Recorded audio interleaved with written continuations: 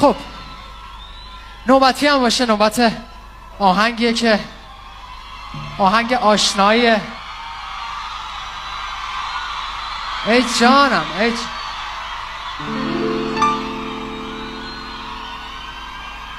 سلام. من از بچگی نه اجازه بدید، من از بچگی آرزو داشتم دقیقاً تیپم مثل گلزار بشه، دقیقاً یه روزم بیام مرتضی پاشایی بخونم. حالا دیگه فرصتش پیش اومده، اون یکی که نشد این یکی شاید بشه.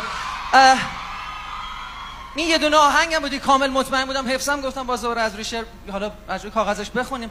من کلاً هم زیاد با همخوانی مشکلی ندارم، خصوصا که یکی از آرزوام بود از بچگی. من چون خودم این آهنگ یکی هست رو خیلی دوست دارم، خیلی خیلی خیلی دوست دارم. آقای پاشایی عزیزم وقت نداری به خدا، یه دست خیلی خوشگل بزنی شروع بکنه. اول به افتخار محسن که سورپرایز می‌کنه یه دست خیلی خوشگل بزنه. واقعا من نمیدونم چه بگم، یکی از سورپرایزهای بزرگ زندگی من، باعث افتخار منه که در کنار محسن هستم. بریم سراغ این آهنگ دیگه. محسن بخونه من چی بگم دیگه، به افتخارش دست بزنه.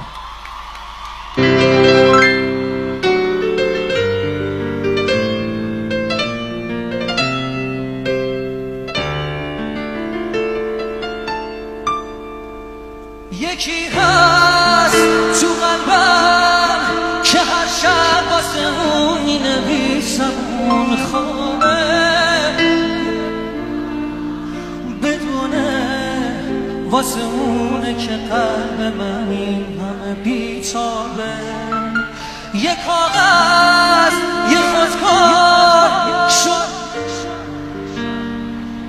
دل دیوونه، یه نامه که خیسه پر از عشق کسی بازم اونو نمیخونه.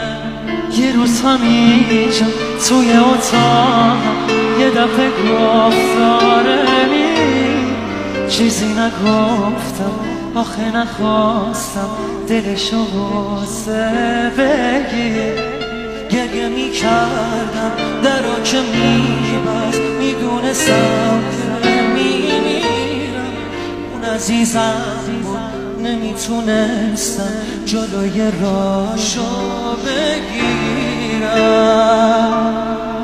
یکی هست تو قلبم که هر شب واسه اون مینویسم و اون خوابه.